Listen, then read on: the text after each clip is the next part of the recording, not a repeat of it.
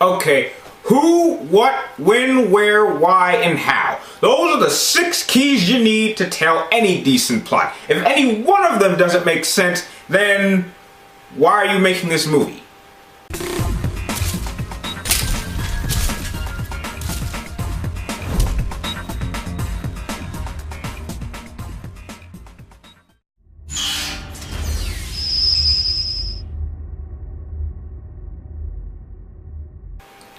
Red Dawn. Okay, I'd just like to come out and say, if you are a gamer like me, then you should know this information.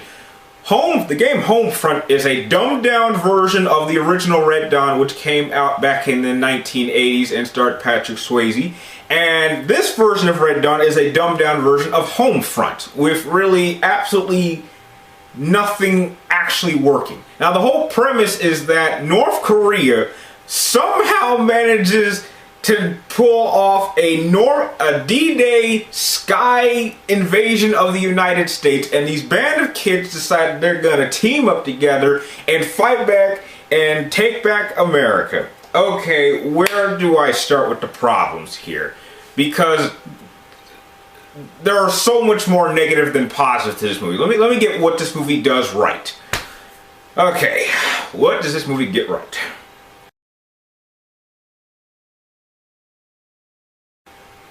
Okay, I can't think of anything. Let me just start trashing on this movie. Alright, number one, the problem is this. If you're going to tell a story with kind of a realistic concept, you need to explain how this happens. When the North Koreans actually invade, you don't understand exactly why they're doing this. They're just there to, I guess, they hate America, I guess? That's like the explanation I came up with when I was watching this movie. And another thing is that this cast of kids is really lackluster. You don't particularly care about any individual character, whether they live or die. Now it's obvious to state that Chris Hemsworth is the best thing in this film, but even he cannot stop this film from being just a carbon ripoff of a concept that works back then. This is exactly this is a definition of why certain remakes shouldn't be made today, because the ideas and concept of that movie worked for the time in which it came out. You cannot simply take an idea like this and throw it into modern day times and then pray that it works, because it doesn't. Because most people are not dumb enough to just accept things that you want to throw on the screen. There has to be some sense of realism, and it doesn't work. Another thing is that one of the actors in here, named Josh Peck, was actually in one of my favorite Nickelodeon TV shows called Drake and Josh. And,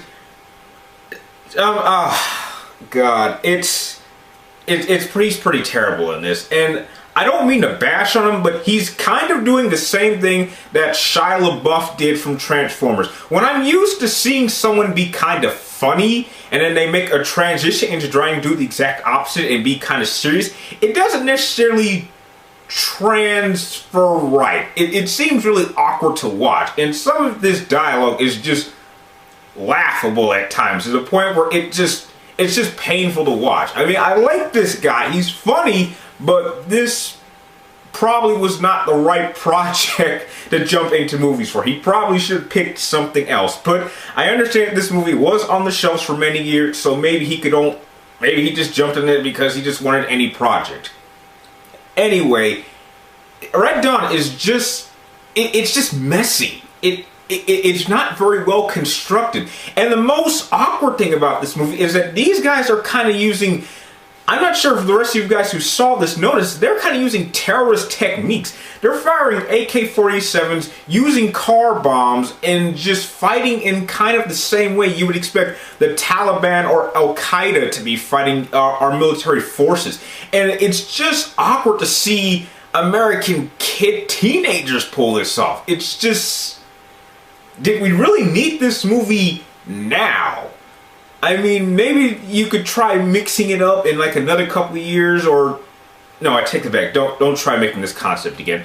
Anyway, Red Dawn is, I mean, it does have some decent action, but it's action that you've seen done a lot better in in past films, and there's really no reason to see this. If you want to see any really well done movie, just check out the original Red Dawn and avoid this one like the plague. Which is why, unfortunately, I'm going to have to give Red Dawn a 3 out of 10. Maybe some enjoyment if you're drunk enough, but you're not worth going to the theaters. If you like this review, please like, comment down below, and subscribe up top to keep track of my future movie reviews. And like always, thank you guys for watching, and I'll see you next time.